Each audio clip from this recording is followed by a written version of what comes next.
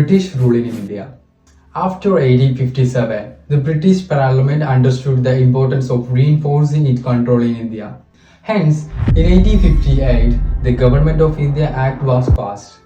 As per the Act, India came under the direct rule of the British, and as a promise, British Empire agreed that to remain strictly impartial and not interfere within social and religious matters of India. The Act also helped in establishing administrative structure in India. The Viceroy was given the highest authority and the advice by an executive council. First Viceroy of British India was Lord Canning. In 1859, a new revolution started to take shape in the form of peasant revolts in the eastern part of the country. The peasants of Bengal had begun to protesting against the fourth plantation of indigo crops. These riots forced the British government to appoint an indigo commission and investigate the issue. Many planters from the Lower Bengal region had to shift to Bihar. Similarly, the whole of India was suffering from the British rule. In the urban areas, the middle class had started developing a sense of patriotism to the influence of Western education and realized that the imperial rule was severely exploiting India's economy. This and the lack of representation in the government prompted them to participate in regional movements across the country actively. In 1861, Lord Canning enacted the Indian Councils Act, which allowed the Indians into the Executive Council. Even though the Indians were nominated to the council, they had no statutory provisions to bring change as they were non-official members. Further, the British government noticed the rise in nationalism and enforced repressive measures like the Vernacular Press Act of 1878 to curb the spread of nationalist thought in the vernacular newspapers.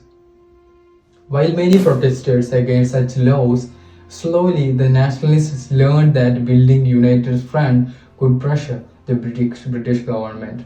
And against this backdrop, many nationalists tried forming the political associations such as Indian League, East India Association, etc.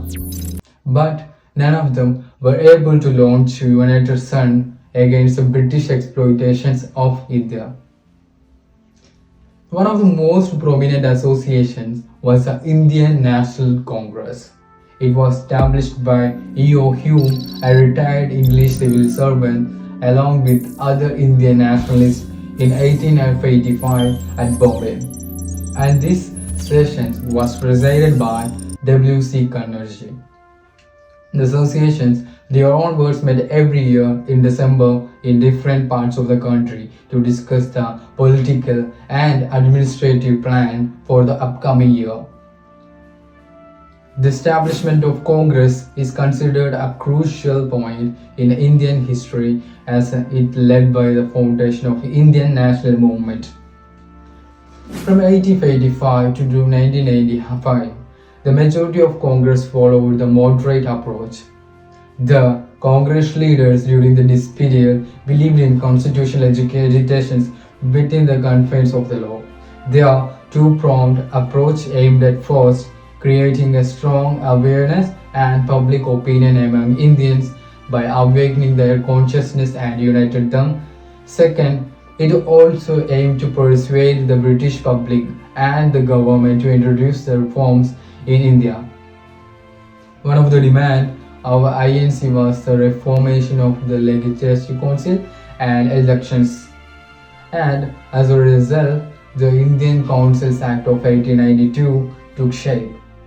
It increased the number of additional members in the imperial and provincial legislative councils but maintained an official majority in them.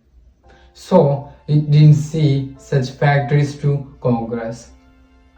Meanwhile, the British decided to take some administrative steps to curb the spread of nationalism in its crown jewel, that was Bengal.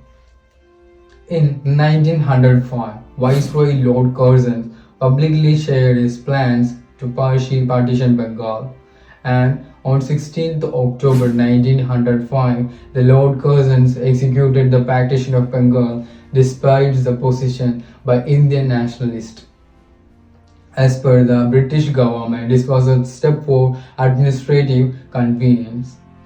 But the Indian nationalists recognized this was why dividing policy of British as a partition divided Bengal into Hindu majority Western Bengal and Muslim majority Eastern Bengal.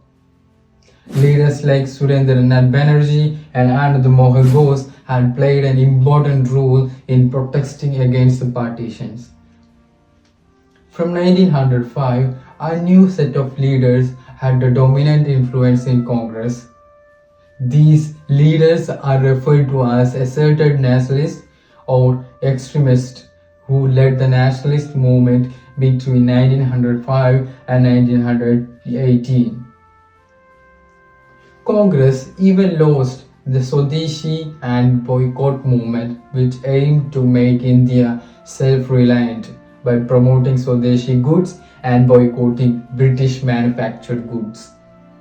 Congress sought radical changes in its approach and its point. At the presidency of Dadabhai Nehru, Congress believed that direct political actions and challenged the British authority to achieve Swaraj.